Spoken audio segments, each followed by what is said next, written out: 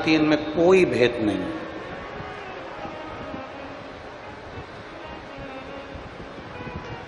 कोई कहे तुमसे कि ब्रह्मा जी छोटे हैं, कि शंकर जी छोटे हैं, कि नारायण छोटे हैं, कि राम छोटे हैं, कि कृष्ण छोटे हैं, कि दत्त छोटे हैं, ना ना ना।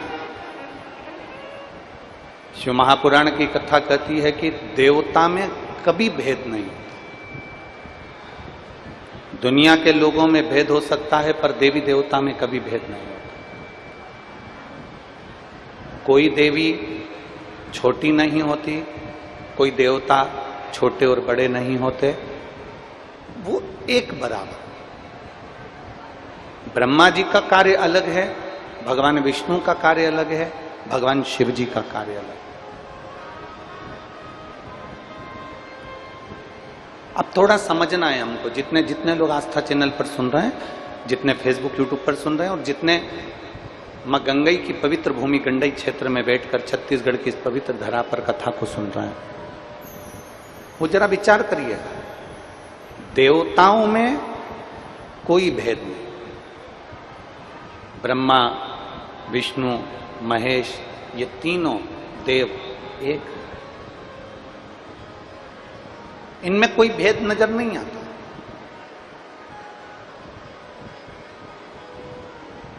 ये तीनों देवता हमको सिखाते हैं कि भगवान शंकर का जो अभिषेक होता है वो 3 टेकी लगी होती है और उसके ऊपर कलश रखा होता है और कलश में से एक एक बूंद पानी शिवलिंग के ऊपर गिरता है।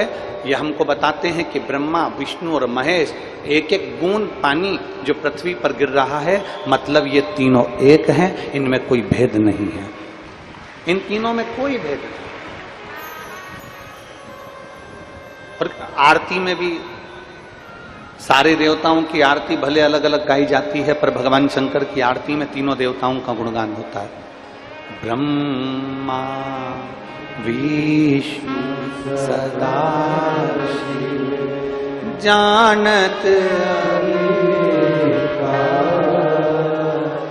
भोले जानत प्रणवक्षर के ओम अक्षर के ये तीनों ओम हर हर हर, तीनों एक है। और अक्षय माला वनमाला मुंड माला भोले मुंड माला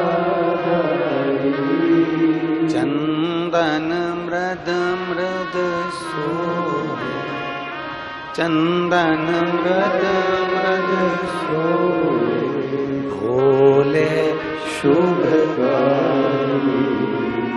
ओम हर हर। शिव महापुराण की कथा कहती है कि ब्रह्मा, विष्णु और महेश, इन तीनों में कोई भेद नहीं है। तीनों देवताओं में कोई भेद नहीं है, तीनों के स्वरूपों में कोई भेद नहीं है, तीनों के अंतर्गत कोई भेद नहीं है। पर दुनिया के लोगों ने इनमें भेद कर दिया।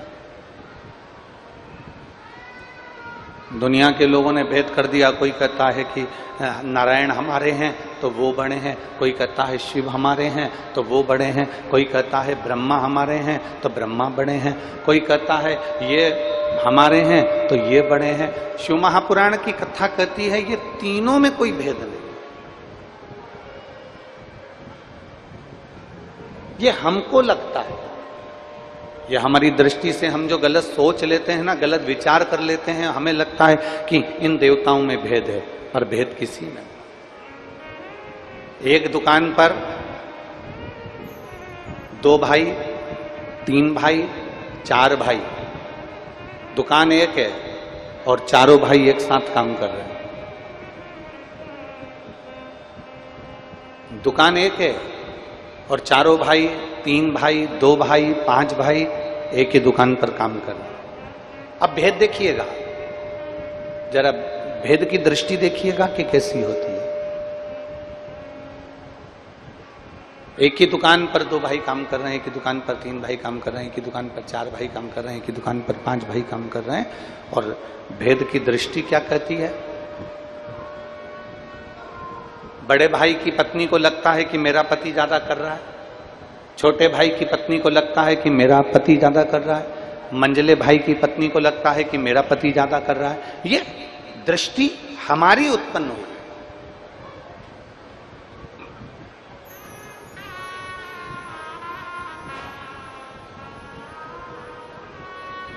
मां अपने बच्चे को बराबर का दूध पिलाती है।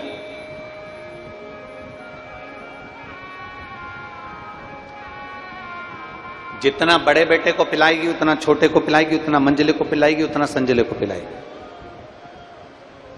मां अपने बच्चे को बराबर का दूध पिलाती है।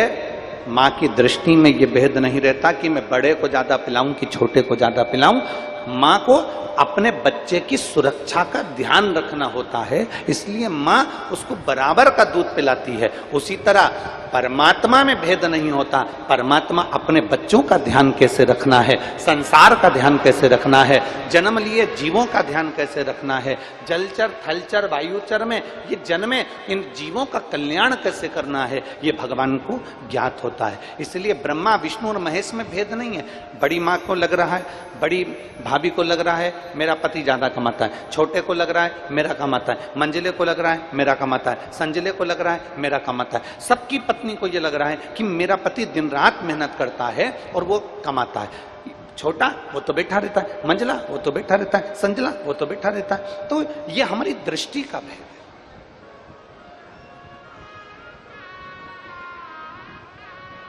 इसको हमारी दृष्टि का भेद कहा गया।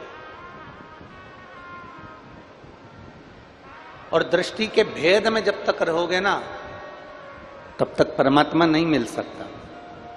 जिस दिन आपने सोच लिया कि कोई भी देवता, कई लोग कह देते हैं कि अगर तुम देवी जी को नहीं पूछोगे तो वो रुष्ट हो जाएगी, तुम ये वाले देवता को नहीं पूछोगे तो रुष्ट हो जाएगा, तुम वो वाले देवता को नहीं पूजोगे तो रुष्ट हो जाएगा। ये कई लोगों के मन में भाव जागृत रहता है, कई लोगों के मन में ये चलता रहता है कि ये रुष्ट हो जाएंगे, वो रुष्ट हो जाएंगे। शिव महापुराण की कथा कहती है, मां, पिता, परमात्मा और गुरु। जम के बोलो कौन कौन? पहले नंबर पर माता, दूसरे नंबर पर पिता, तीसरे नंबर पर परमात्मा, चौथे नंबर पर गुरु। माता, पिता, परमात्मा और गुरु अगर ये रुष्ट भी होते हैं ना, तो अपने भक्त का कल्याण ही करते हैं। अपने भक्त का कल्याण ही करते हैं। माता अगर रुष्ट हुई है अपने बच्चे का कल्याण करेगी, पिता रुष्ट हुआ है अपने बच्चे का कल्याण करेगा, परमात्मा अगर रुष्ट हो गया तो वो भी अपने भक्त का कल्याण करते हैं, और गुरु अगर रुष्ट होते हैं तो वो भी अपने भक्त का कल्याण करते हैं।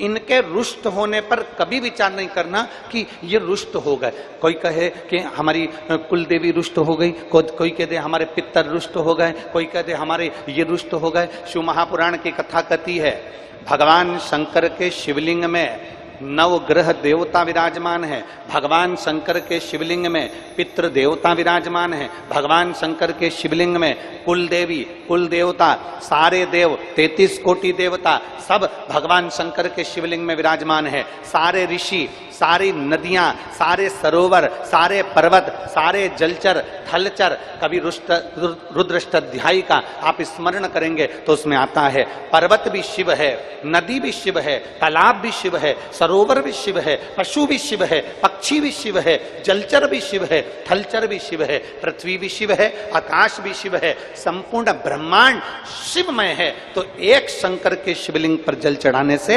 हमारे पितृ और हमारे कुल देवता और हमारे ग्राम देवता, हमारे नगर देवता सब प्रसन्न हो जाते हैं। केवल एक देवादिदेव महादेव को जल चढ़ाने से, एक भगवान शंकर को जल चढ़ाने से सबकी प्रसन्नता हो जाती है। सबकी प्रसन्नता हो जाती है।